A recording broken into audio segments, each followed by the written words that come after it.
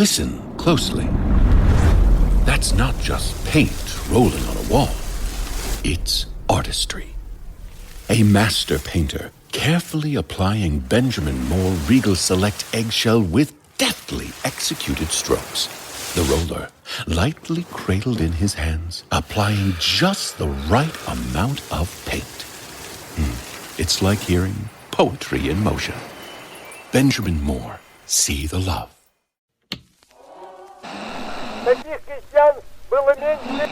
A date which will live in infamy. Ao bem-estar dos trabalhadores. Você está ouvindo o História FM.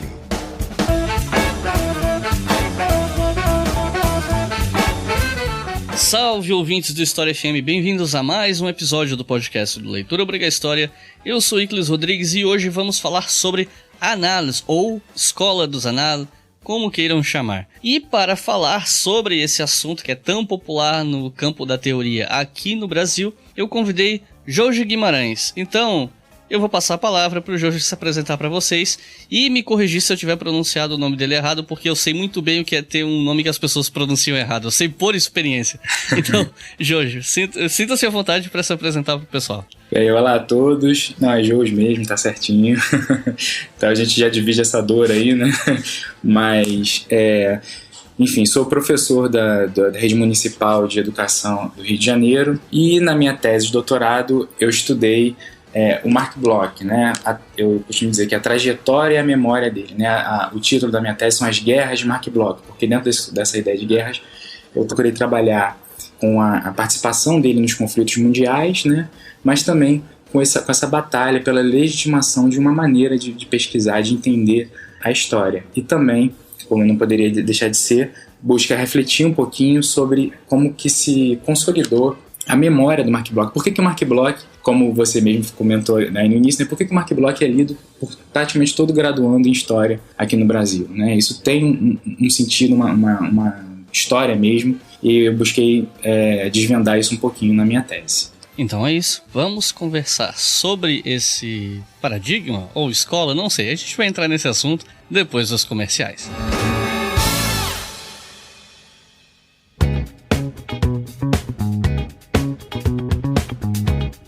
Pessoal, eu tô muito feliz de trazer esse episódio aqui pra vocês, porque esse é o primeiro episódio extra do História FM. Já falei isso em alguns lugares, mas acho que vale a pena falar aqui também. História FM, como vocês sabem, sai a cada 15 dias. Então isso dá 2 episódios por mês e às vezes 3 episódios, quando sai um episódio bem no começo e outro bem no fim. Mas em geral, 2 episódios por mês. Ocorre que tem alguns episódios que, pela temática, acabam tendo uma audiência muito baixa, como episódios de teoria, que raramente vão bem, ou episódios que tem alguma coisa a ver com cultura pop, cinema, etc. Mas especialmente os episódios de teoria são episódios que eu não queria deixar de fazer porque eu acho que eles são importantes e não tem muita gente que faz material de teoria da história na internet. Eu acho bacana que o História FM, tendo a visibilidade que tem, reserve um certo espaço para episódios teóricos, só que, como eu disse, a audiência acaba sendo baixa e isso prejudica o podcast no ranqueamento, né? No ranking do Spotify, Apple Podcast e outros rankings possíveis. Então por isso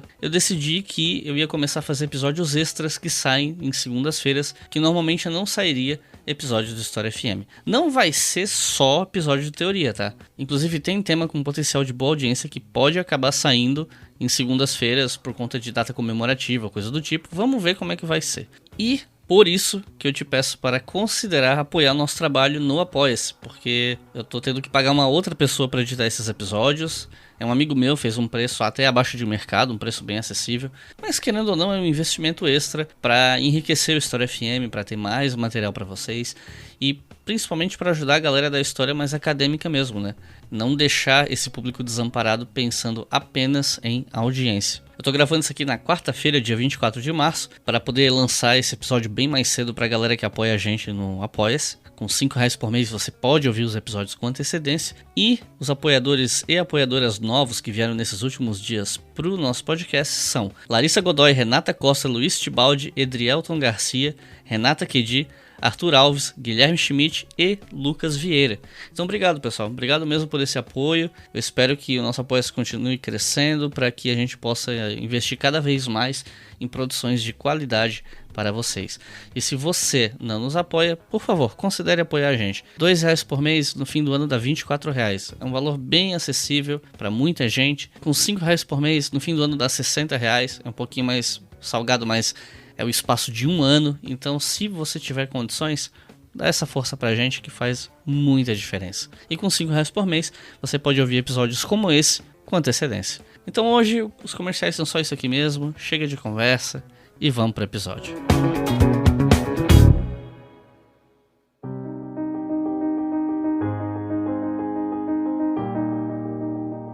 Bom, pra gente falar de análise, eu acho que a gente tem que primeiro falar um pouco sobre a historiografia francesa antes da revista Annales, que deu nome ao que o pessoal chama de escola e tal. Essa historiografia anterior, onde a escola metódica, o que a gente chama de escola metódica, tinha muita força, né?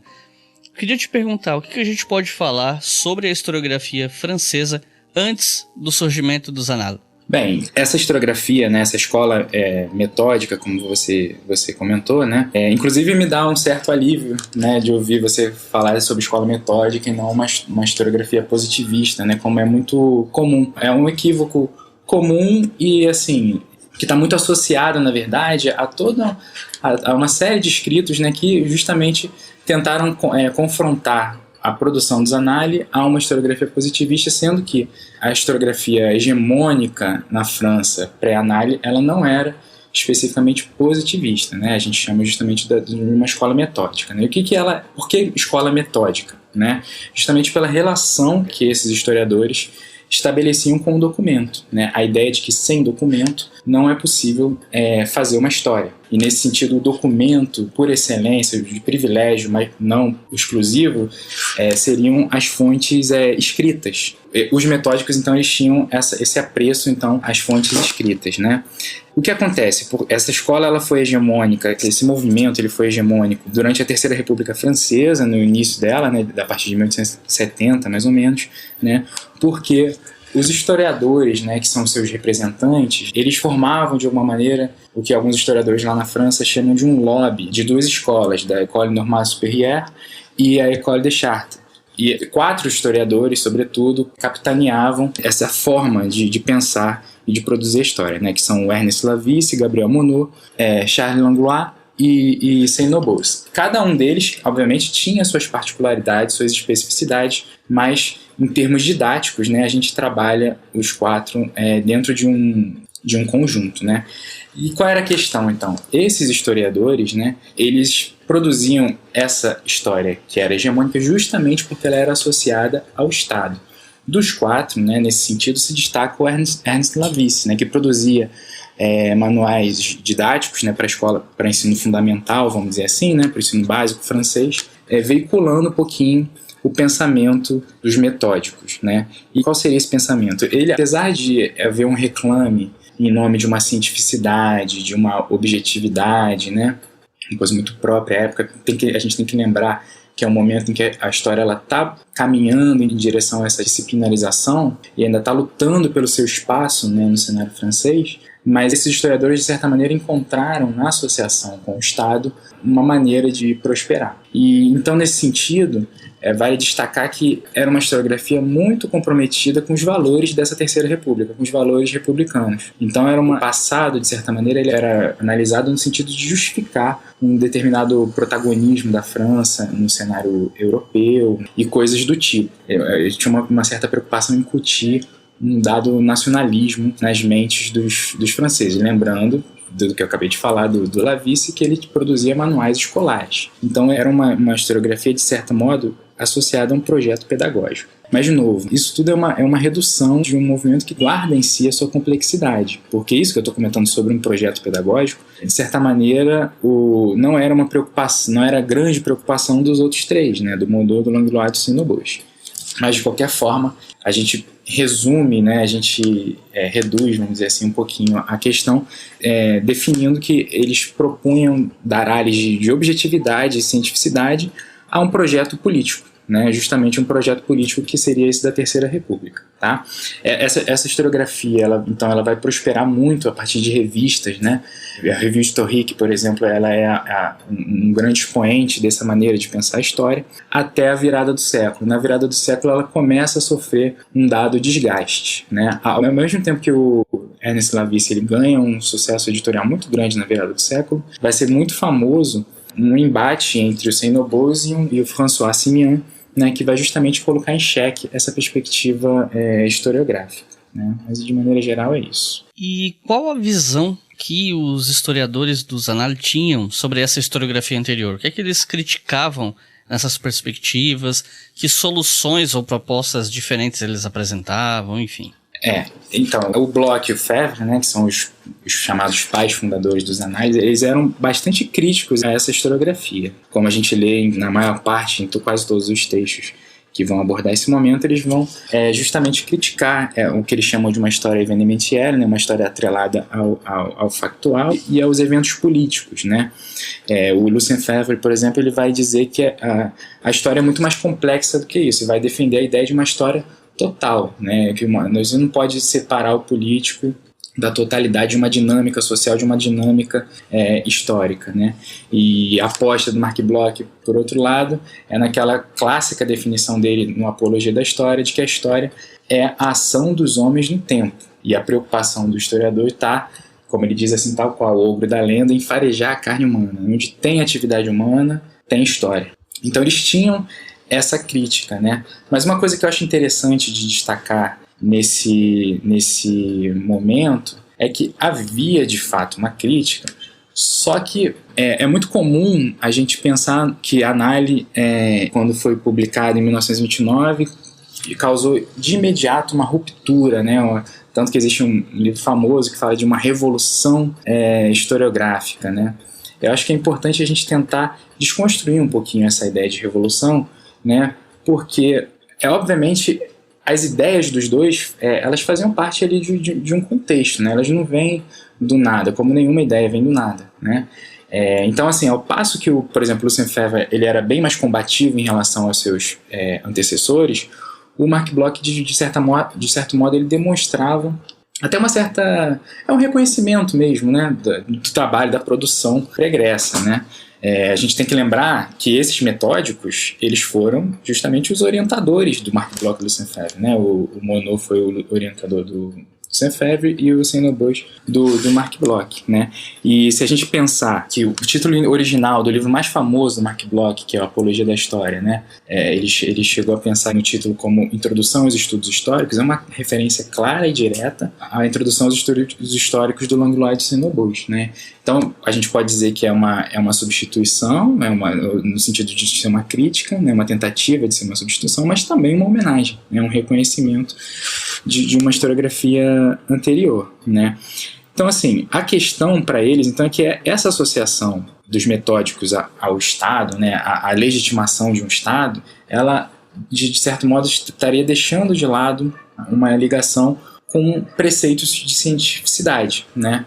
Então a aposta do Bloch e do Febvre era em nome de uma história que eles acreditavam científica. Só que os metódicos também pensavam dessa maneira, só que o momento era outro. O momento da ciência, de maneira geral, era outro. A gente tem que, de novo, relembrar que eles estão se propondo ao desafio de uma renovação historiográfica após esse embate do Simian e do Seymour que aconteceu ali no início do século XX. Então eles estão muito imbuídos, inclusive, dessa ideia, dessa crítica que o Simian fez, né? É uma crítica muito famosa, que vai dizer que os metódicos, os historiadores da época da escola metódica, eles eram apegados aos ídolos, né? O ídolo do indivíduo, o ídolo das origens e o ídolo do político. E, de certa maneira, a crítica que o Bloch e o Febvre fazem aos historiadores da escola metódica vai cair justamente nessa tríade. Um outro elemento também que eu acho interessante de destacar é lembrar também do contexto da Grande Guerra, né?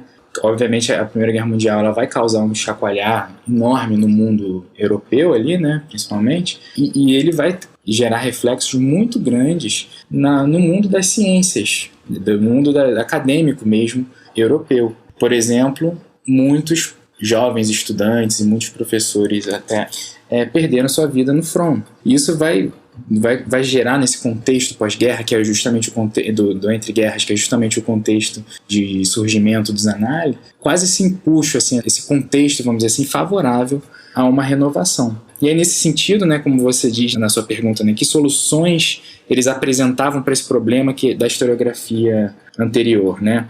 A gente provavelmente vai voltar a isso mais para frente, mas as soluções, eu destaquei aqui mais ou menos 3, né? As soluções que eles vão apresentar primeiro, a ideia de que o trabalho do historiador ele tem que partir de um problema, né? A história é um problema, é uma pergunta do historiador do presente que vai orientar o seu estudo para o passado, né? Não é o passado em si como algo isolado, né? Uma entidade isolada que vai servir a alguma coisa. É uma pergunta do presente que vai orientar o seu olhar para o passado. Também vão propor uma superação da política, que no caso, no contexto francês, isso mais para frente vai gerar até uma ojeriza, de certa forma, ao político, né, que no final do século vai ser inclusive o reclame de uma historiografia que vai falar da nova história política, né, de um retorno ao político, né, mas enfim. E também, e a grande aposta dos dois historiadores está na ideia de uma interdisciplinaridade, de um diálogo com as outras ciências, né, com a sociologia, com a economia, com a geografia, né, que vão ser chamadas de ciências auxiliares.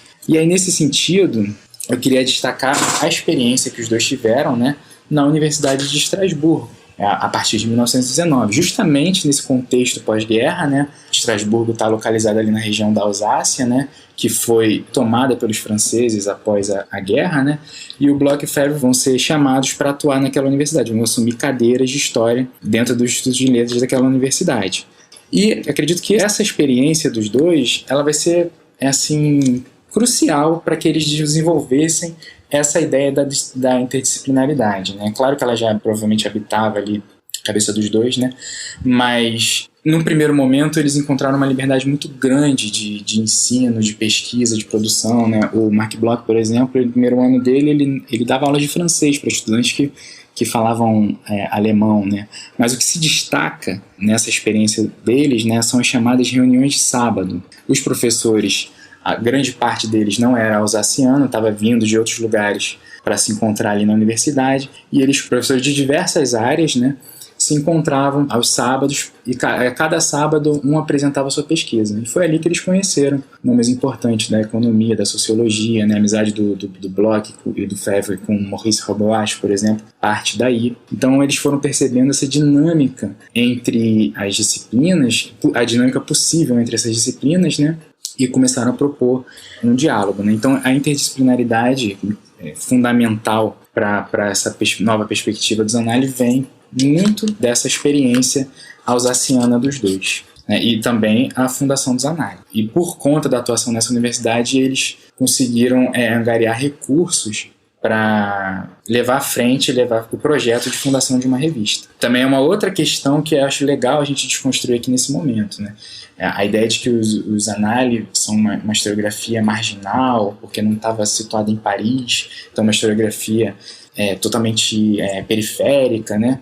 Mas a gente tem que lembrar que nessa ocasião, naquele lugar específico, em Estrasburgo, eles contavam com recursos diferenciados em relação a outras regiões francesas, né? Por quê? Justamente porque era um projeto de Estado que aquela região fosse assimilada, né? Então a universidade ela era como se fosse um símbolo dessa retomada francesa da região. Então para isso, durante os primeiros anos, eles contaram com bastante recurso para publicar, né? Então isso foi muito importante para que eles publicassem seus livros e posteriormente organizassem essa revista que foi tão importante. E quem eram, né, pensando aqui em termos de, não só de personalidade, como pessoa, mas também como pesquisadores, quem eram o Marc Bloch e o Lucien Febvre? O que eles pesquisaram? Quem eles eram? Ok, vamos começar pelo mais velho, né? O Lucien Febvre, ele nasceu em Nancy, em 1878, um especialista, né, que a gente chama de história moderna, né? Defendeu sua tese em 1911, né, sobre Felipe II e o Franco Condado, né, que é uma região importante ali para trajetória pessoal do Lucien Febvre, né, por questões familiares, nascimento e tudo mais. E ele foi professor, como eu comentei, na Universidade de Estrasburgo, né, e no Collège de France. O Lucien Febvre, ele era um historiador com, nesse primeiro momento, né, de organização do Zanardi, com um certo renome, né? Ele era muito ligado a um historiador também bastante conhecido, Henri Ibert, né, que organizava a Revue de Synthèse, a revista de síntese, e ele publicava muito nessa revista, né?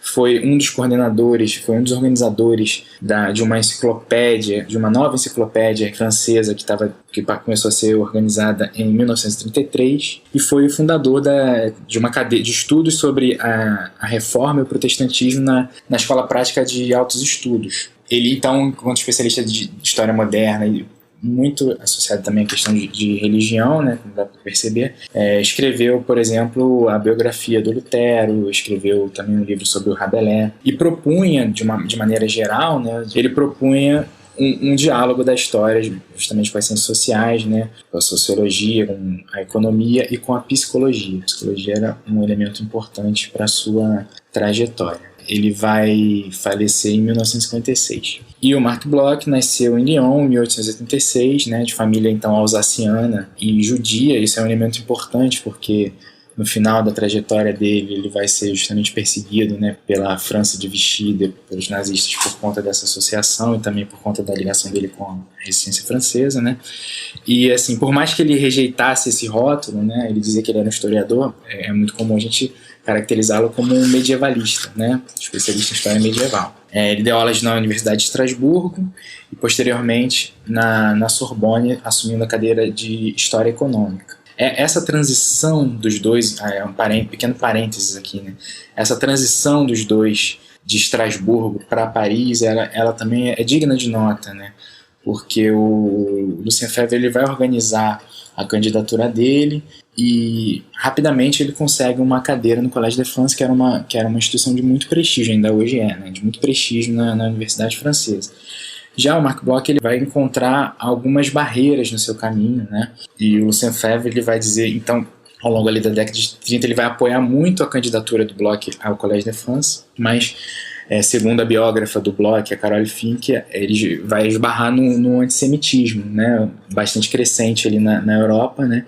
E o Lucien Febvre escuta de alguns colegas professores que já tinham judeus demais naquela instituição. Então o Bloch, mais para frente, em 35, ele vai se candidatar à Sorbonne, né, e vai em 36 assumir essa cadeira de História Econômica, né? Então você percebe esse contexto ali já pesando sobre a trajetória dos dois. O Marc Bloch ele era então especialista no mundo medieval, né, e produzia muitos estudos sobre o campesinato, principalmente francês, né? Ele tem livros como Reis e Servos, Os Reis Taumaturgos, A Sociedade Feudal, e talvez os mais celebrados dele, né, além dos Reis Taumaturgos, que é uma obra que a gente poderia dizer clássica, né, uma referência nos estudos da Idade Média, ele escreveu grande, né, Apologia da História e o testemunho dele da Segunda Guerra Mundial, A Estranha Derrota. Vale dizer que a Apologia da História é uma história muito conhecida, né? Foi escrita por ele ali já no contexto da guerra, né? Mas então ele não tinha em mãos as suas notas, a sua biblioteca que havia sido confiscada, mas ele estava, na verdade, já desde o final da década de 30, ensaiando escrever para um grande volume uma grande coleção de história, uma introdução. E essa introdução vai ser a base, vai ser a raiz do Apologia, né? Que ele vai escrever ao longo ali da guerra, né? O Apologia, especificamente, ele tem também uma história muito particular, que é muito interessante, né? A primeira edição, publicada em 1949, né? Ela foi, como todos sabem, o Marc Bloch ele foi fuzilado, né, pelos nazistas, né? Em 1944. Em 1949, o Lucien Febvre e o filho dele, do Marc Bloch, o Etienne Bloch, vão organizar a publicação da Apologia, da primeira edição.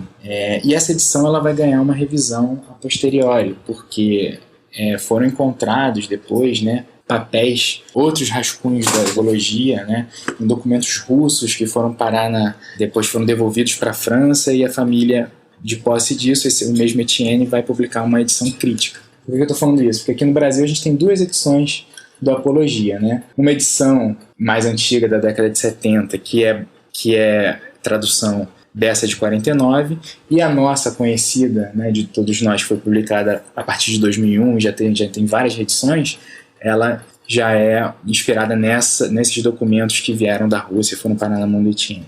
Mas o Marc Bloch, ele apostava nas análises dele nesse diálogo com a geografia, né, principalmente a geografia do Vidal de la Blanche, a geografia chamada humana, né, a sociologia durkheimiana, né, os trabalhos de memória coletiva do Maurice Haboche foram muito importantes, né, e também, por conta da influência durkheimiana, ele promovia esses ensaios de história comparada, né, ele é um dos grandes expoentes da chamada história comparada. The Analyst School originates with a French academic publication. This publication looks at history through social and economic lenses, but unlike Marxist historians, it doesn't view these issues as deterministic.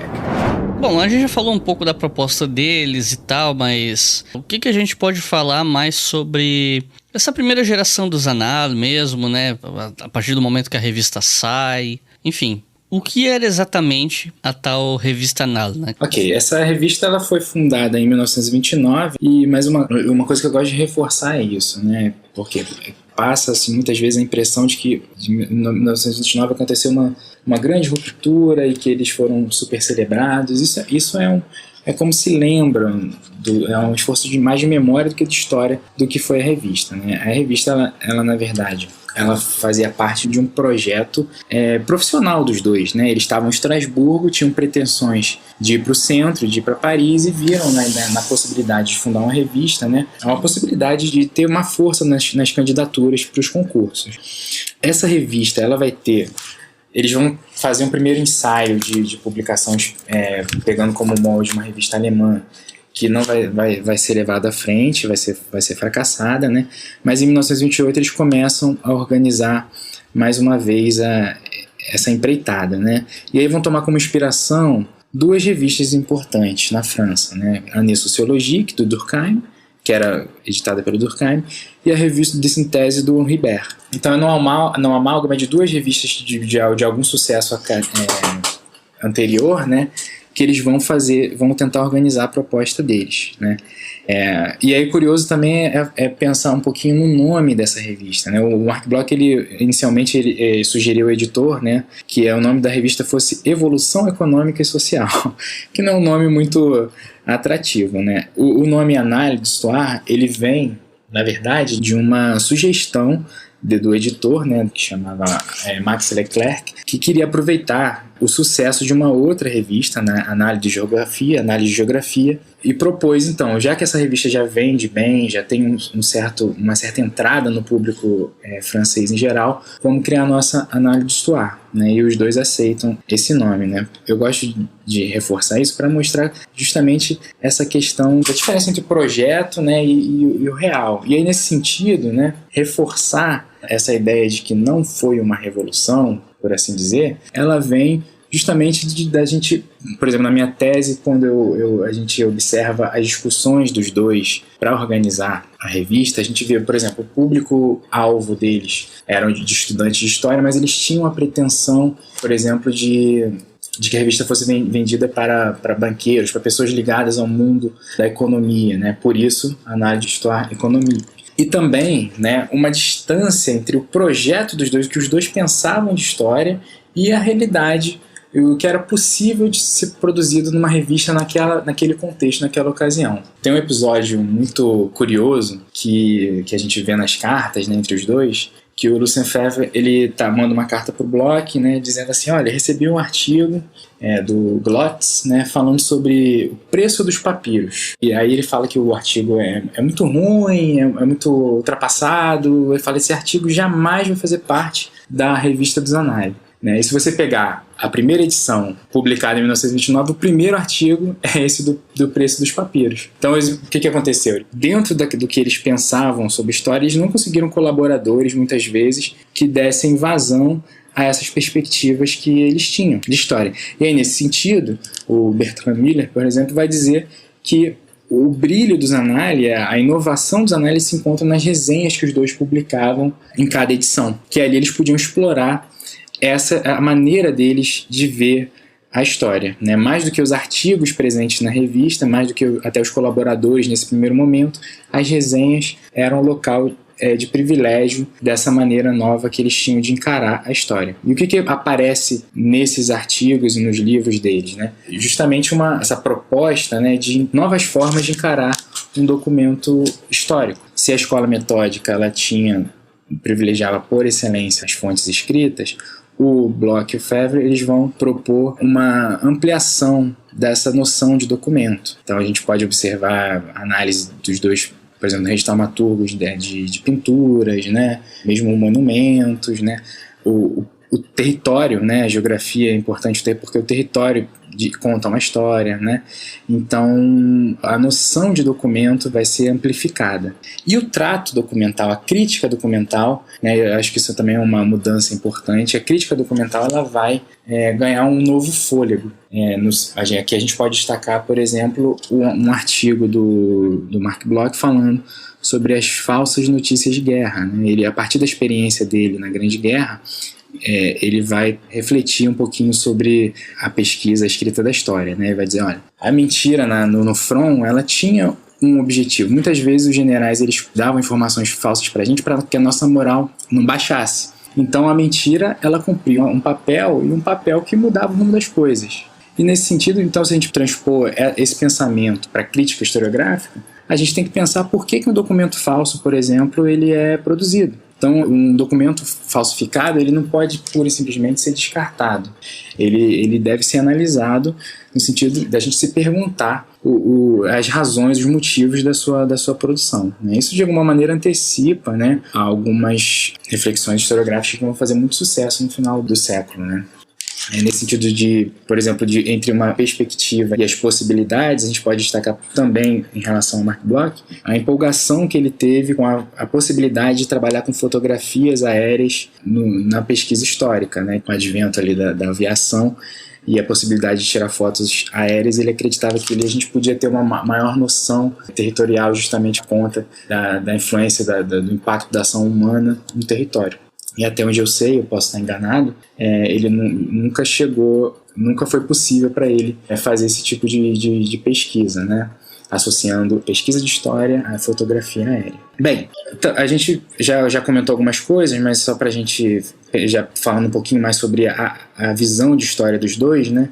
Vale destacar então esse apreço, né? A comparação do lado do Mark Bloch. Mark Bloch ele vai, por exemplo, no Registros Taumaturgos, justamente a ideia dele é de comparar essa visão que se tinha da capacidade de cura dos reis, né, na Inglaterra, Espanha, França e Alemanha, né? Porque a partir da comparação você consegue identificar o que é original numa determinada sociedade, né?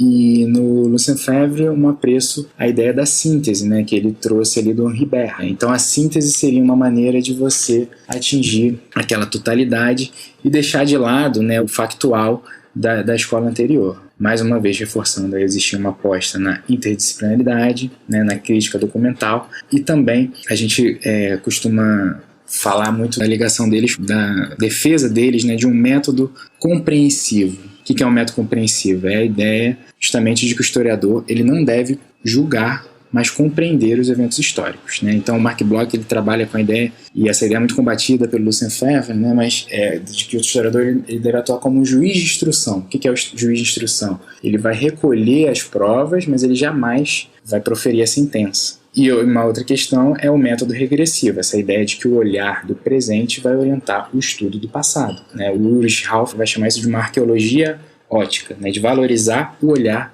do historiador, né? O olhar do presente orienta o estudo do passado. Nesse sentido, os dois estavam em bastante consonância. E antes de a gente ir pro bloco 2, tem uma coisa que eu queria te perguntar, porque eu sei que você escreveu sobre isso no Café História, e eu acho que vale aqui uma menção, que é a presença de Lucy Varga nessa primeira geração dos Annales, que é uma historiadora que, diga-se de passagem, eu mesmo nem conhecia, fui conhecer muito recentemente. Então eu te pergunto, quem era Lucy Varga? E pedi também para você comentar um pouco sobre essa invisibilidade dela quando se fala na primeira geração dos Annales. Bem, a Lucy Varga ela foi uma jovem estudante, né, austríaca que foi realizar seus estudos na França, né, e foi orientada pelo Lucien Febvre, né. Durante um tempo, enfim, ela conseguiu, pela eficiência dela, pelas pesquisas dela, ela garantiu bastante simpatia do Febvre, né, e ele acabou contratando ela, vamos dizer assim, como uma secretária. Então ela ajudava o Febvre.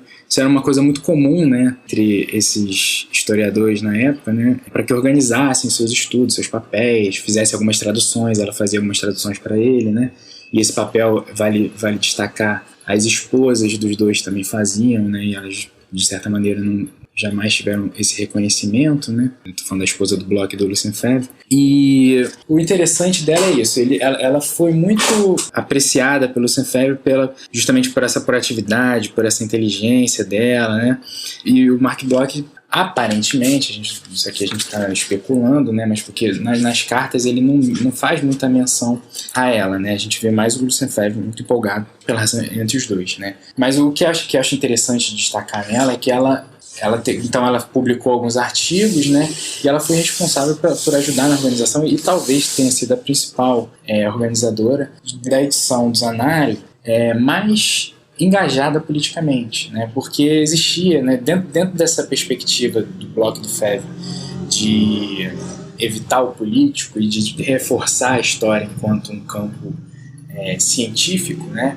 Eles defendiam muito que essa noção de que o historiador tinha que se afastar de assuntos políticos. Mas vai haver uma edição, se não me engano, agora posso em 37 ou 38, não estou conseguindo me lembrar, que vai ser claramente antifascista, né? E na ocasião dessa organização de edição, o Bloch e o Febvre estavam altamente ocupados com outros afazeres, né? O Febvre, inclusive, estava fazendo viagens e trabalho. Então, a hipótese, a gente fala em uma hipótese só com medo de estar, né, de um engano, mas assim, é praticamente certo que quem organizou essa edição foi a Lucy Varga. Então, ela tinha justamente essa questão de uma coragem muito grande, né? Acontece que essa relação entre ela e o Lucien Febvre se desgasta, né? E então vai haver esse rompimento entre a Varga e o Lucien Febvre, né? Finais dos anos 30, e ela vai acabar perdendo a oportunidade, perdendo espaço na vida francesa, nas instituições acadêmicas francesas, né? E vai retornar para Auschwitz naquele contexto da Segunda Guerra Mundial, né? E de família judia, vai acabar tendo que viver na clandestinidade, né? E morrendo, salvo engano, de tuberculose. Ela vai adquirir uma doença respiratória e vai ter uma morte muito trágica. Ela tinha diabetes, né? Ela tinha uns problemas de saúde, todos eles tinham, né? Mas ela tinha problemas de saúde que se agravaram ali naquele contexto de uma vida dura, né? De uma pessoa que vinha, na verdade, de uma elite, acabou sofrendo esse fim trágico. E aí ela acaba justamente sendo silenciada, né? A gente percebe...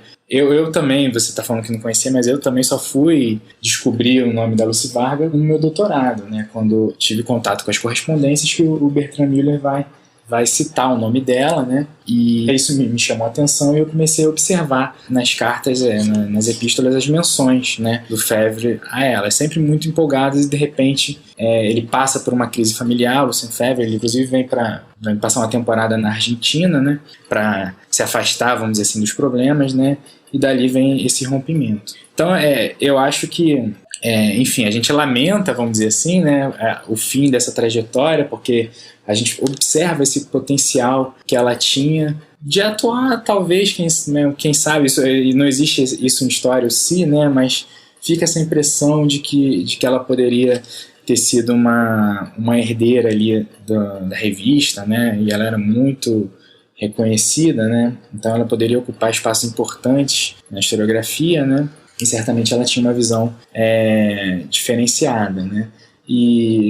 Mas o que acontece é isso, a revista Zanardi, eu cheguei a fazer esse levantamento há algum tempo, mas eu não tenho os dados aqui, mas durante as primeiras décadas, as mulheres ocuparam muito pouco espaço nas publicações. Só ali na década de 80 que vai ter um artigo muito importante, né, escrito pela Michelle Perrault com outras historiadoras, que vai tecer essa crítica, né, de que está faltando o espaço das mulheres, né. Enfim, mesmo assim, como acontece, né, infelizmente, em qualquer âmbito da vida social, né, é um processo que demanda muita luta por parte das mulheres, né, e pensar que elas, por exemplo, no caso do Zanardi, elas estão escrevendo esse artigo após 68, né, isso ganha uma relevância, ganha um peso muito grande. Mas isso não, enfim, infelizmente a Lucy Varga acabou não tendo esse espaço todo para que a gente pudesse conhecê-la um pouquinho melhor.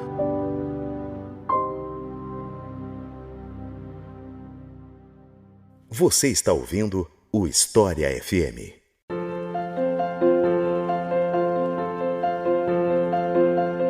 Quando a gente fala em segunda geração dos Annales, o nome que domina a conversa é o de Fernand Braudel. Entre muitas outras coisas que podem ser ditas, né, Braudel ele trouxe algumas reflexões importantes sobre os limites da história como disciplina, trouxe debates como a questão dos tempos históricos, a importância da longa duração, a dinâmica entre estruturas sociais e ação de indivíduos e por aí vai. E foi mais ou menos nessa época que houve um debate importante entre a história e as demais ciências humanas, especialmente no diálogo, né, dos debates entre o Fernand Braudel e o antropólogo Claude Lévi-Strauss, que inclusive eu cheguei a fazer um vídeo sobre isso há muito tempo, mas eu acho que cabe falar um pouco disso aqui, embora no futuro eu ainda quero fazer um episódio que toque nesse tema mais profundamente. Então, queria te perguntar quem era Fernand Braudel, como que ele se tornou uma referência para essa segunda geração, que debate era esse que ele estava tendo, enfim. Bem, eu vi o seu vídeo, eu acho que ele responde muitas perguntas, né? Então vou tentar ser um pouquinho até mais breve nesse sentido, né? Recomendo que vejam o vídeo do Euclid. Ele é um historiador que vai se tornar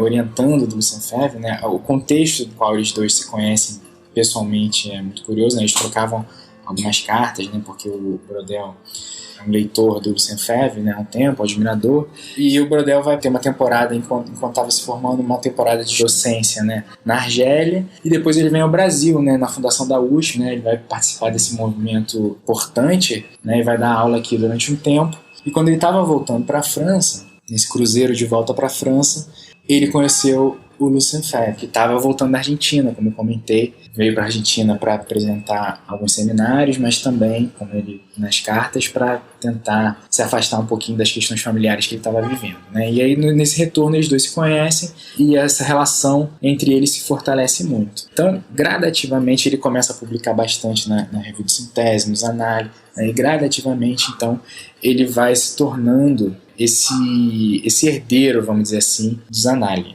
Um detalhe também, ele fez os estudos na Sorbonne, foi aluno do Henri Hauser, que ocupava a cadeira de História Econômica que o Bloch depois vai assumir em 1936, né? Bem, o Fernand Braudel, ele, assim como o Bloch, ele, enquanto prisioneiro de guerra, ele vai escrever um livro, né, o livro mais famoso dele, que é o Mediterrâneo, né, também sem a ajuda da sua biblioteca, das suas notas de pesquisa, né, ele vai escrever, entre muitas aspas, da cabeça, né, tendo o apoio de uma pequena biblioteca, né, bem pequenininha, e vai assumir esse lugar de secretário do Febvre, que outrora havia sido ocupado pela Lucy Varga. O que é interessante na trajetória do Fernand Braudel é destacar como que ele, sim, conseguiu ocupar esses espaços que tornaram a fama dos Annales ainda maior, né? Uma coisa que eu esqueci de comentar no outro bloco foi isso, que o Febvre ele foi aumentando o seu renome e esse projeto dos Annales ganhou um reconhecimento bastante interessante na década de 40, né?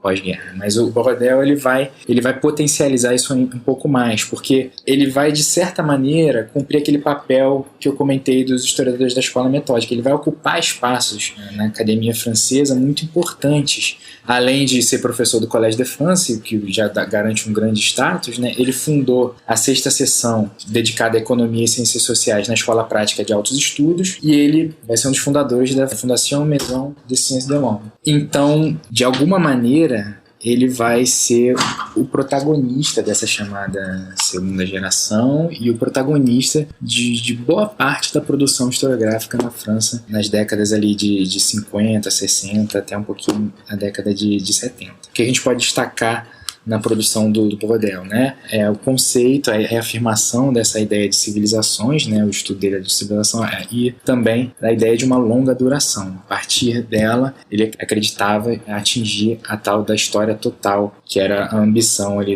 por exemplo, do Lucien Febvre, né? Então, ele vai ser um herdeiro ali dos Annales e por ter sido orientando do Lucien Febvre, ele vai acabar, vamos dizer assim, divulgando bastante a perspectiva do Febvre sobre a história. Aí aqui a gente abre um pequeno parênteses para falar de algumas curiosidades, né? Nos Annales, na ocasião dos 10 anos da morte do Marc Bloch, ele vai escrever um artigo dizendo que o Bloch ele teve a sorte de trabalhar junto ao maior historiador de todos os tempos, que havia sido o Lucien Febvre, né? Então isso já mostra quão herdeiro ele se julgava do Febvre, né?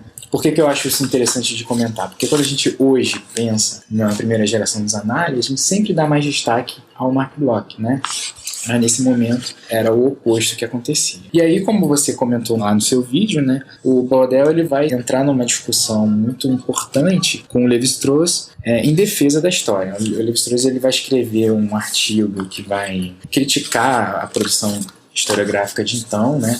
E no artigo ele até tem uma certa razão nas críticas que ele tece, né? Mas de maneira geral e bem simplista, ele vai dizer que o trabalho que o historiador parecia estar fazendo naquele momento poderia muito bem ser substituído por de um etnólogo, por um antropólogo. E a história, por se repousar na diacronia, não estaria apta a enxergar as permanências. E o Braudel vai escrever um artigo em resposta, um artigo que é um clássico, acredito que muitas pessoas que façam graduação em História leiam hoje, né? Foi escrito em 58, né? Chamado História e Ciências Sociais a Longa Duração, que ele vai dizer que é possível sim aliar os estudos do historiador sobre o evento com a estrutura, né? E nesse artigo ele vai defender a ideia de que o Bloch e o Febvre já faziam essa reflexão entre o evento e a estrutura, né? Ele vai citar os Reis Taumaturgos e o livro do Rabelais do Lucien Febvre, né? Como exemplos de que isso já era praticado há muito tempo, né, pela historiografia francesa, e vai desenvolver aquela formulação também clássica dele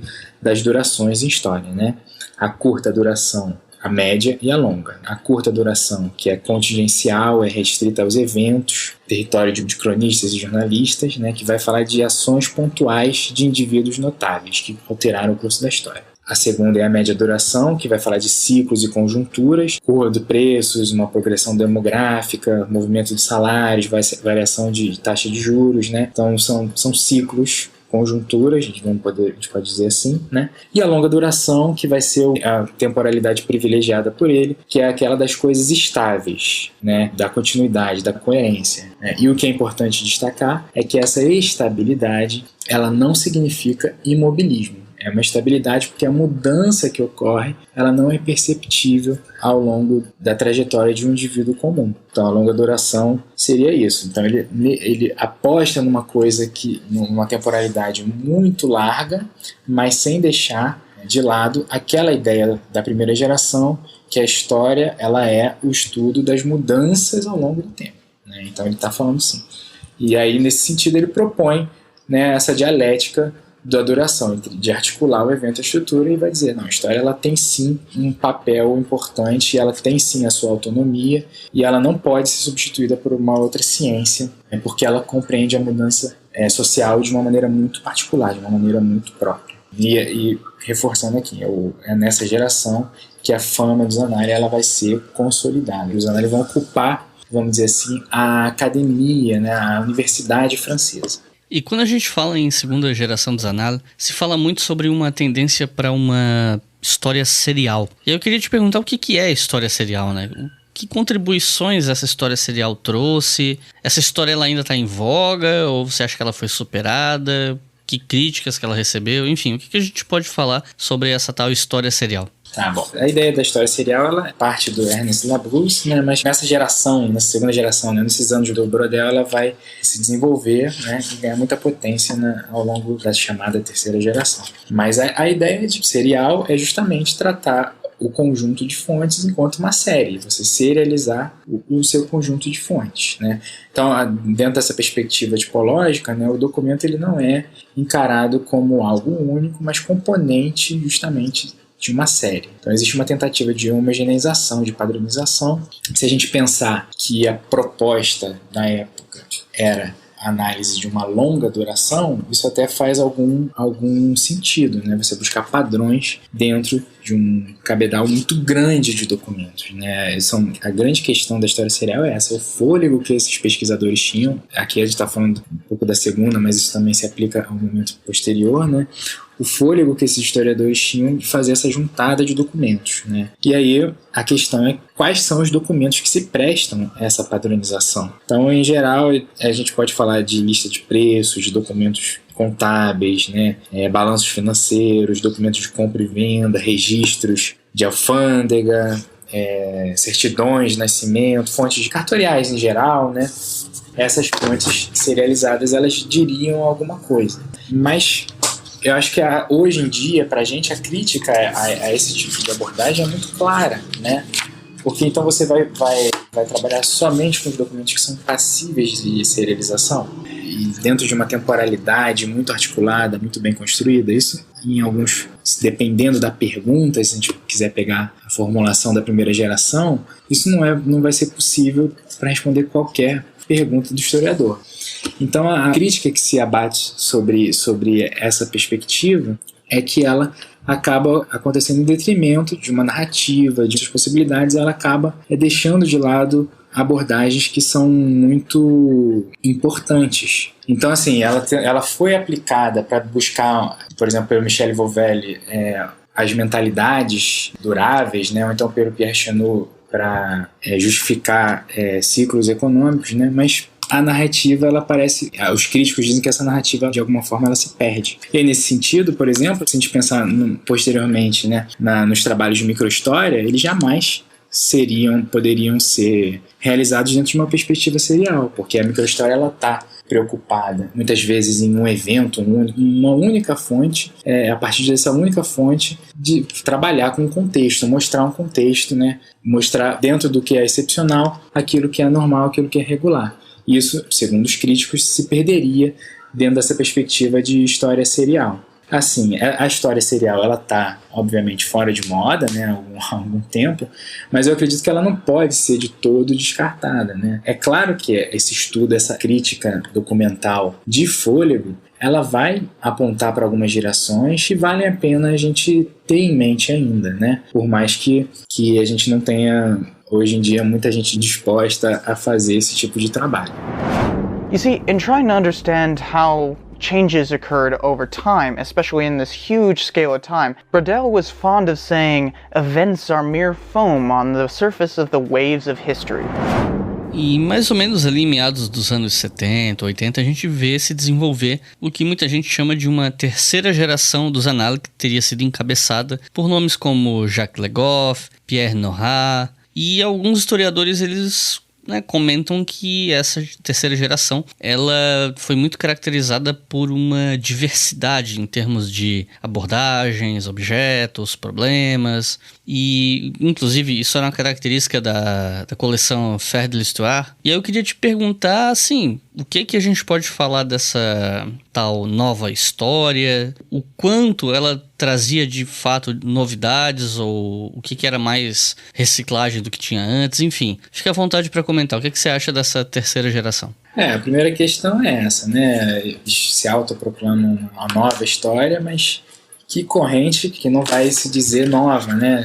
Que movimento, né? Os metódicos dizem que era nova, a primeira geração, sempre esse aspecto da novidade ele vai ser ressaltado. Então, de fato, a gente tem que refletir um pouquinho sobre as dimensões dessa novidade. Agora, o que a gente pode traçar como características importantes desse momento ali da década de 70 e 80, né? Esse é o momento em que a ideia de mentalidades vai se consolidar. E aqui, mais uma vez, a gente fala dessa confusão que acaba existindo em alguns artigos, alguns textos, sobre os análises como um todo, né? Porque é muito comum a gente ler assim, os análises são contrários ao que eu falei já lá atrás, né? Uma historiografia positivista e os análises praticam a história da mentalidade. Ainda que Bloch e Febvre, principalmente Febvre, você encontre essa ideia de mentalidade, né? Das ferramentas mentais, né? Como o Febvre vai dizer, existiam clivagens entre os dois ali na primeira geração, né? Por exemplo, o Marc Bloch ele vai trabalhar essa ideia de mentalidade muito associada a representações coletivas, ao passo que Febvre aposta na psicologia social, né? Como um caminho para chegar nas mentalidades, né?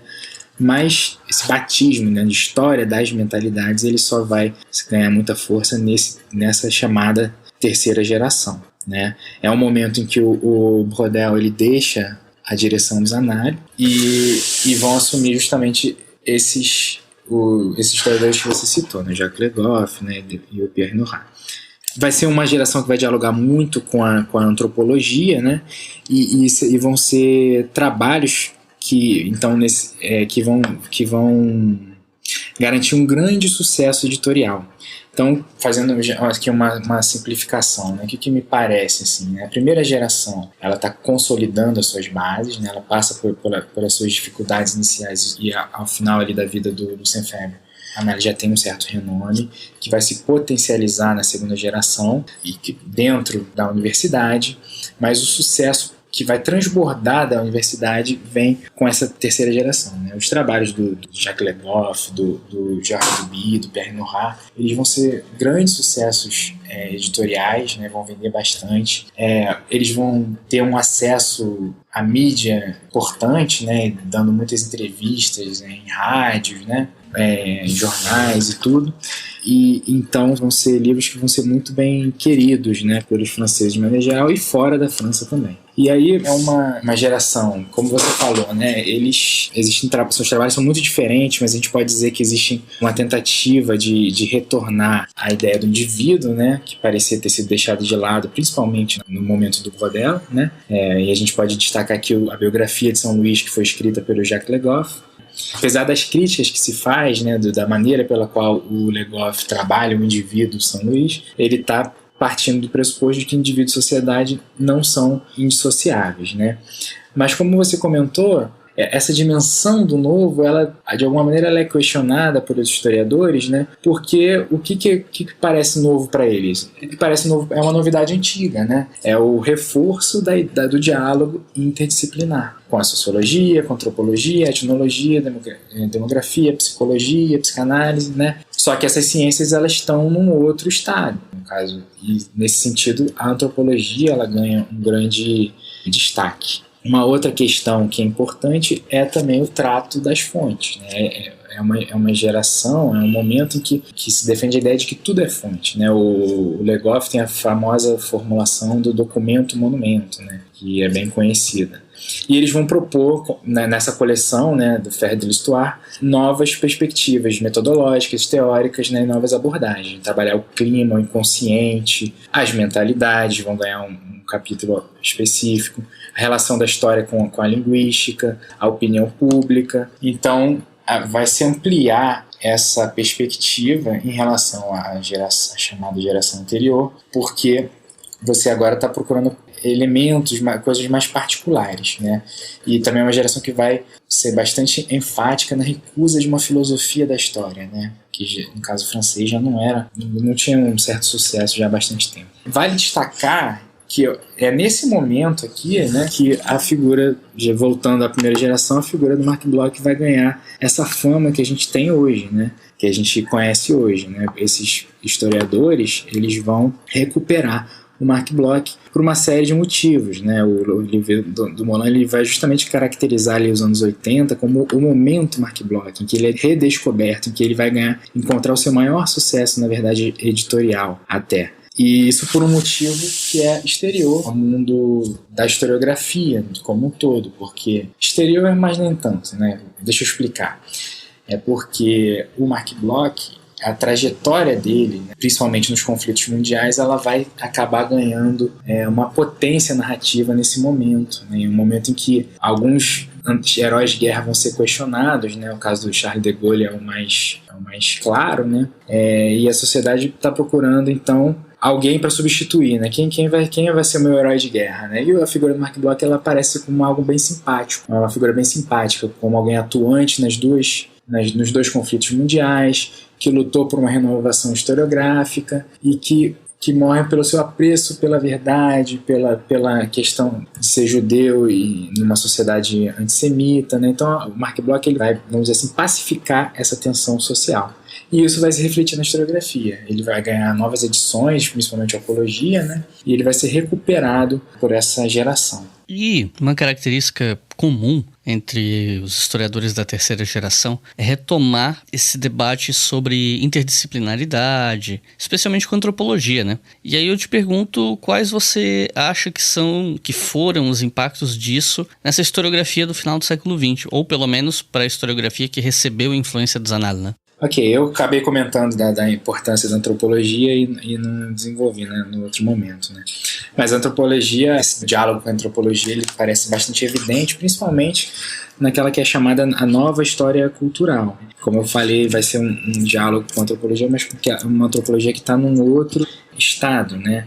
É muito conhecida, né, a associação desses historiadores da terceira geração com o trabalho do Clifford Geertz, né, com a ideia de que o mundo é um texto, com a ideia da descrição densa, sobretudo. Então, essa ideia de renovação dos estudos culturais vai trazer novos problemas e novas abordagens, né? Esse novo apreço, essa renovação do apreço, a ideia de pensar e de refletir sobre modos de pensar em determinado contexto histórico. Então, isso me parece, na verdade, uma tentativa desses historiadores, né, de se registrar justamente um momento novo, né? A gente tem que lembrar que esses historiadores estão produzindo pós-68, estão produzindo na época ali do Foucault, por exemplo. Então, é importante trabalhar com essa questão do retorno do indivíduo, né? E os aspectos culturais parecem ganhar um certo destaque. E aí, no caso do contexto francês, porque a nova história cultural ela se ramifica em distintas abordagens, né? Mas aqui eu estou falando mais num contexto francês, ligado à produção, por exemplo, do Roger Chartier, né? Ela vai ter um diálogo com a antropologia do Clifford Geertz muito, muito forte, muito potente.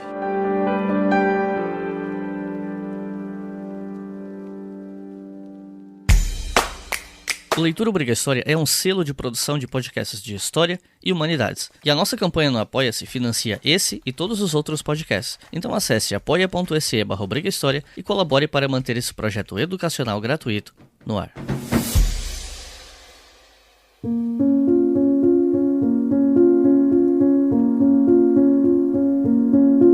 E como é que foi a recepção da historiografia do Zanardi pelo mundo? Aqui no Brasil, eu pessoalmente vejo ela como muito popular, mas eu sei que isso variou bastante de país para país, né? Na Inglaterra, por exemplo, eu sei que houve uma certa resistência em relação ao Zanardi. Então, repetindo aqui a pergunta, né? Como você vê a influência do Zanardi pelo mundo? Certamente houve um grande impacto. Nesse sentido, eu acho que eu queria me considerar como, até pela questão da minha tese ser sobre o Marc Bloch, né? A trajetória da produção do Bloch ela é bastante evidente, evidencia bastante essa questão, né? O Apologia da História foi um sucesso editorial em muitos lugares no mundo, né? Ele foi publicado na Rússia, no Japão, né? Na Europa como um todo, na América Latina, nos Estados Unidos, né?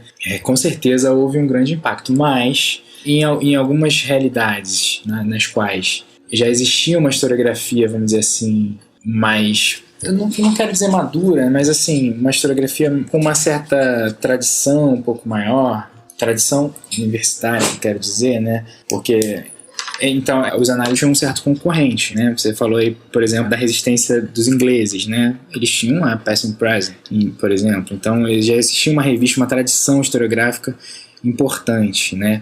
Então, eu acho que cada caso é um caso, né? Não estou querendo dizer com isso que os ingleses são melhores e que, por exemplo, nós brasileiros, por termos adotado a perspectiva da análise, somos colonizados e não tinha como ser diferente. Não é bem essa questão, até porque a tradição historiográfica brasileira é muito rica, desde o século XIX também, né? Mas, dentro dessa perspectiva universitária, ela tem as suas particularidades, né? No caso brasileiro, por exemplo, né, eu fico me perguntando, pensando assim, nunca parei para estudar isso, nem nada, mas eu levanto a hipótese, né, da associação desse sucesso, desse momento Bloch na França com aquela primeira geração que vai fazer pós-graduação em História, né, ali na década de 70, década de 80, que foram os meus grandes professores e que devem ter sido os seus também, grandes professores, que muitos foram estudar na França, né, e tiveram contato com a obra ali, com a historiografia do Zanardi, porque ela tinha uma força muito grande, né, e eles tiveram contato com ela por ali. Existe essa questão também do ensino no Brasil, né, que naquele momento o francês era ensinado na escola, né, no ensino básico, então o acesso à literatura e à historiografia francesa ele era mais facilitado do que o inglês, por exemplo, né? Eu também não sei precisar, né, exatamente, mas não é bem recente o inglês como uma língua estrangeiro estudando na escola, né? Eu mesmo, né? Eu lembro que na minha pré-escola eu aprendi a musiquinha lá do Frère Jacques, né? Não foi, sei lá, do velho McDonald, sei lá. Mas, então eu acho que aqui no caso brasileiro existe essa questão, né, da influência dos análises estar associada a uma coincidência, né? De uma geração que estava se formando, uma geração que é muito importante, né? Que estava se formando ali justamente no momento em que a figura do Marc Bloch e a escola dos análises estavam... A escola não, desculpa. O movimento dos análises estava bastante pulsante no contexto francês. E, assim, a gente pode observar essa influência em outras tradições também, né? Destaque aqui, só a título de exemplo, por mais que nos Estados Unidos os análises não tenham tido uma boa entrada, a gente tem a Natalie Zemmour Davis, que escreveu bastante na revista e escreveu e produziu baseada nos preceitos, nos pensamentos desses historiadores, né? E outro historiador muito grande que também sempre se diz tributário da produção dos análises é o Carlo Ginzburg, né? Especialmente do Marc Bloch, né? É o Carlo Ginzburg, né? Que dispensa apresentações. Mas uma coisa que eu queria destacar aqui, que eu acho interessante, né? É essa impressão que às vezes dá, de novo, essa tradição ela vai ser exportada, mas ela vai ser lida de maneiras diferentes em diversos lugares, né? Mas há pouco tempo eu fiz parte de uma banca de mestrado na Universidade Rural do Rio de Janeiro, a Thaís Guimarães, né? Ela estudou a biografia do Lutero, do Lucien Febvre. E ela fez um trabalho, né, interessante de mapear menções aos análises em diversos lugares. E aí fica muito clara no trabalho dela um pouco essa perspectiva, a gente poderia até dizer da colonialidade do saber, né? No contexto europeu, uma força grande na Itália, dos análises, né? Do Bloch e do Febvre sendo mencionados, e na América Latina, entendeu? No Brasil, como a gente sabe, com uma força muito grande, mas no contexto europeu, nem tanta força assim. Na Inglaterra, por exemplo, era bem vazio, né? Enfim, mas por outro lado, não é que eles tiveram um impacto menor, que não tiveram um impacto. Também nesse sentido é bom destacar, por exemplo, um dos grandes biógrafos do Marc Bloch, ele era alemão, ele é alemão, né? Tá vivo, o Ulrich Rauff, não sei falar o nome dele exatamente. Então existe um impacto sim, mas porém ele é relativo, né? E um outro debate em torno dos análises diz respeito ao termo escola dos análises. Muita gente rejeita esse rótulo chamado de escola e tal, porque os análises não teriam sido exatamente uma escola, né? Eles juntaram vários profissionais com perspectivas relativamente diversas, e tem gente inclusive que fala, olha, a análise não tem uma teoria própria. E quando você fala em análise, força uma coesão que o movimento nunca teve. Aliás, movimento entre aspas, porque sei lá se dá para chamar de movimento, né? Tem mais esse debate, né? Essa coisa de o que é análise? É uma escola? É um movimento? O que de fato é, né? Então eu queria pedir para você comentar sobre o termo escola dos análises. Você concorda com ele ou você acha que tem algum conceito mais adequado? O que você acha desse debate? Eu acho que o termo, o conceito escola, ele é realmente muito problemático, né? Porque não me parece que tenha havido um programa, né? Como em qualquer momento ali, né? Talvez a exceção da época do Baudelaire, mesmo assim a gente pode discutir, mas não houve um programa específico, né? No sentido de vamos fazer o mesmo trabalho a partir das mesmas premissas, né? Ainda que houvesse uma perspectiva, uma intenção de fazer uma história total, o programa não era bem definido, né? É muito claro, você observa entre Bloch e Febvre bastante distensão. Os dois diziam, né? Na dedicatória que o Bloch faz para o Febvre na Apologia, ele diz, meu amigo que muitas vezes eu não sei se o que está escrito foi de minha autoria ou de sua, de tão junto que a gente pensa, de tão como que a gente pensa. Mas você, com o mínimo de atenção, você consegue perceber a diferença entre a produção dos dois. Preocupações, afinal, eram cabeças diferentes, eram dois indivíduos diferentes, né? Na terceira geração, sobretudo, existem abordagens para todos os lados, né? Então, nesse sentido, trabalhar com a ideia de uma escola é bastante complicado, né? Como, por exemplo, a escola metódica, talvez não seja tão complicado dizer. Acho que o problema que está em falar de escola é o problema, vamos dizer assim, clássico da redução, né, para fins didáticos. Para fins didáticos ela funciona. Você entende que foi um movimento ali, mas ao mesmo tempo ele acaba dificultando as coisas, como eu já comentei até. Talvez essa ideia de trabalhar a análise como uma escola cause essa confusão entre as gerações, entre os momentos, né? De falar que eles todos trabalham com a perspectiva da história das mentalidades e que todos, o Bloch e o Febvre diziam ser historiadores do social, por exemplo. Então, eu acho que é bastante problemático, sim, trabalhar com a ideia de escola, né? A gente talvez falar em tendências, em movimento mesmo, seja menos problemático. Porque, na minha percepção, né, não existe dentro do Zanardi um projeto de poder. Existe um projeto de se estabelecer, né, na historiografia, mas não é um projeto de poder diretamente, por exemplo, associado a um Estado. Existe um objetivo de consolidar as bases de uma escrita da história, mas ela não está diretamente associada a um projeto de poder mais objetivo. These historians tend to focus on late medieval and early modern Europe, believing that this is where most current trends started. They tend to eschew more recent history, believing that a few decades isn't enough time to notice any historically significant trends. Bom, quando eu estudei o Zanardi na graduação, havia quase essa aura de revolução historiográfica, como se os análises estivessem, sei lá, salvando a historiografia do positivismo, aquilo que a gente já comentou um pouco, né? E essa é uma visão um pouco rasa do assunto, até porque existe todo um debate em torno... Pegar um exemplo aqui, tá? Um exemplo um pouco avulso. O Peter Burke, você pega os escritos dele, o cara tá lá defendendo que o Gilberto Freire fazia coisas que essa historiografia francesa ia demorar uns anos para começar a fazer, sabe? Meio que dizendo, olha, já tinha gente lá no Brasil fazendo certas coisas antes, né, dessa tal historiografia que o pessoal trata como se fosse novidade e tal. E, bom, o que eu queria te perguntar era uma opinião um pouco mais pessoal mesmo, embora respaldada por tudo que tu pesquisou e já leu, é a respeito dessa noção de ser uma revolução historiográfica, de ser inteiramente pioneira, pensando aqui a contribuição de historiadores, sociólogos, antropólogos e afins de outros lugares. O que é que você pensa dessa aura quase mítica que se criou em cima do Zanardi?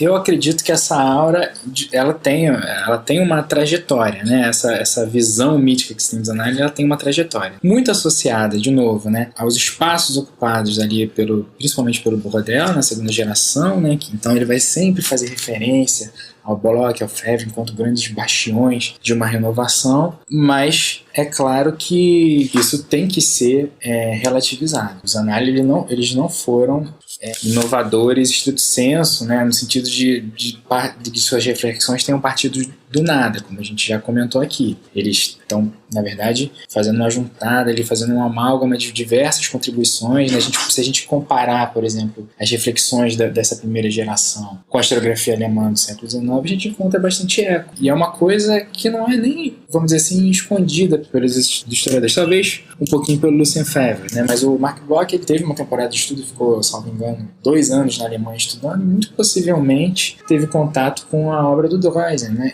E muito desse método compreensivo que é defendido por ele está ali na Alemanha, né? Então, nesse sentido, essa ideia de uma revolução no sentido moderno, né, de uma ruptura, já não parece tão grande assim. Se a gente tiver a curiosidade de ler o editorial da revista Historique, do Monod, se a gente pegar a introdução aos estudos históricos do Langlois de Sonnenbosch e ler alguns parágrafos, obviamente a gente vai perceber diferenças, mas tem muitas semelhanças com os reclames do Bloch e do Febvre, por exemplo, né? Essa ideia de um apego ao científico, da busca pela verdade, né?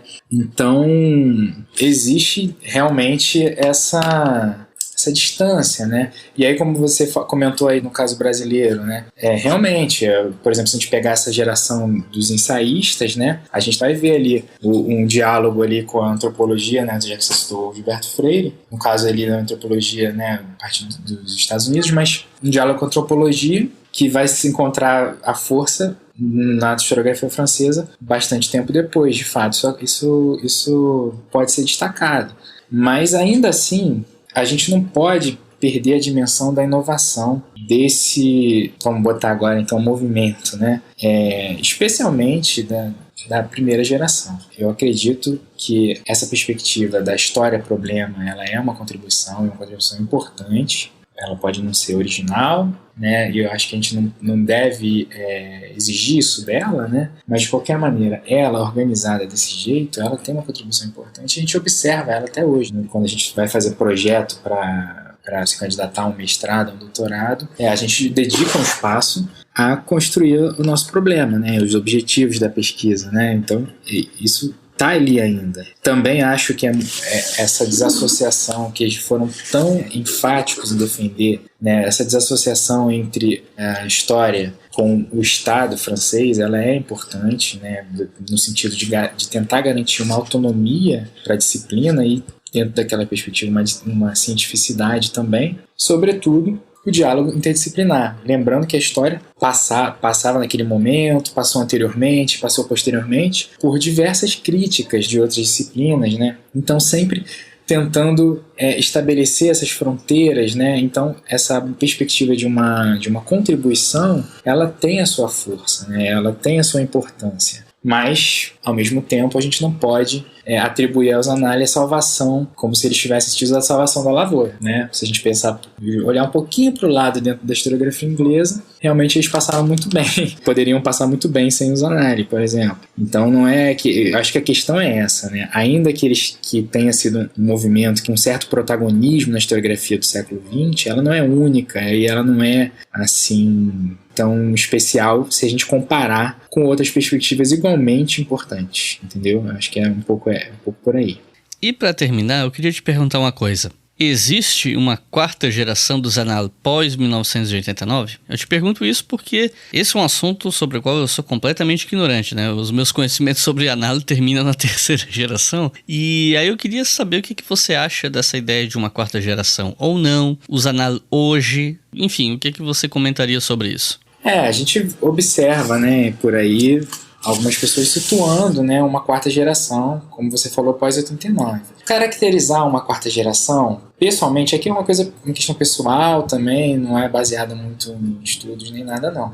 Não vejo como um problema. Agora, protagonismo da revista, né, da publicação, eu acho que se perde muito nesse momento. Esse marco de 89, né, o Gerard Noiriel vai comentar da crise da história, justamente porque 89 vai ser o tempo símbolo, né, da crise, dessas perspectivas, né, tanto dos análises quanto do marxismo, né, de uma fragmentação da história, mas tanto Noiriel como François Dawson vão dizer que é na crise que existe a oportunidade de renovação. Então essa fragmentação ela tem o seu aspecto positivo no sentido de abrir o campo para possibilidades mil de pesquisa, né? Então, nesse sentido, a publicação, ela, de certo modo, ela encontra, vamos dizer assim, uma perda muito grande, né, na sua potência, na sua influência, né? Hoje, quando a gente pensa em revistas referência de história, a gente vai buscar em outros lugares, né? Muito porque, se a gente pensa no nosso caso aqui no Brasil, né, porque já tem uma pós-graduação bem madura, né, hoje, né, então muitas revistas de muita qualidade produzidas por aqui, porque a gente também tem outras revistas importantes em outros lugares, né, então o Zanelli ele perdeu um pouquinho dessa força. Quando eu estava fazendo meu doutorado, lá em 2014, eu tive a oportunidade de fazer um período de estudos, né, de Bolsa Sanduíche, né? E uma vez esperando no arquivo, meus documentos chegarem, né, eu vi uma edição do Zanelli, né, e dei uma folhada, isso em 2014, eu não sei precisar qual foi a edição, mas no editorial dela, os editores estavam justamente reclamando, fazendo um reclame, né, um apelo aos leitores, né, de divulgação maior. Ela estava, entre muitas aspas, mal das pernas naquele momento. Então, é uma coisa que se observa, né. Por outro lado, ainda é o espaço de publicação de grandes nomes, ela ainda busca uma certa atualidade, né? Se você, há pouco tempo saiu uma edição dedicada, por exemplo, ao estudo do antropoceno, que é um debate bastante atual entre historiadores, né? Existe, então, esse esforço, né, de uma atualização, e existe uma aura, né, importante, né, afinal de contas, análise. Mas a força da revista se perdeu bastante nesse momento.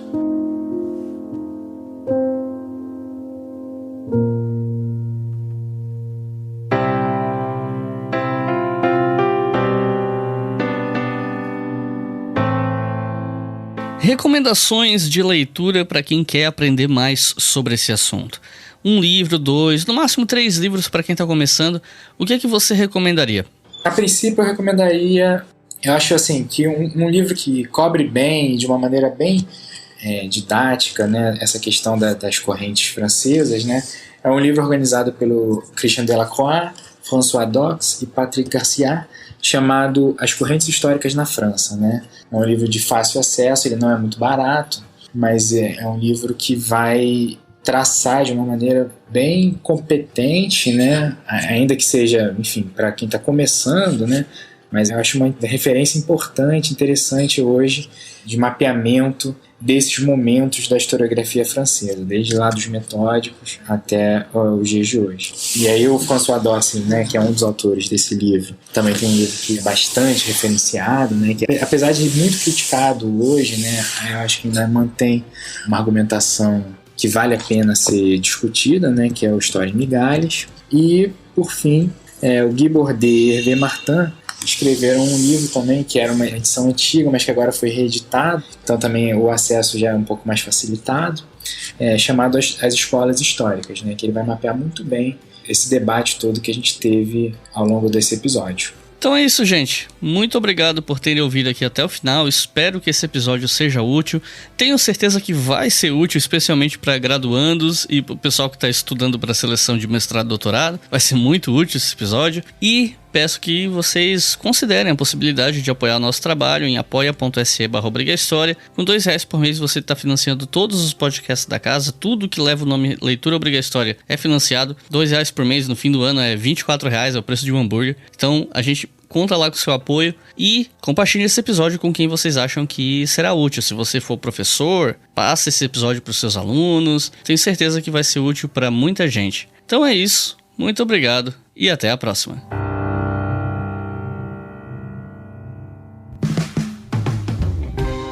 Este podcast foi financiado por nossos colaboradores no Apoia-se. Acesse apoia.se/obrigahistoria e contribua para manter este projeto educacional gratuito no ar.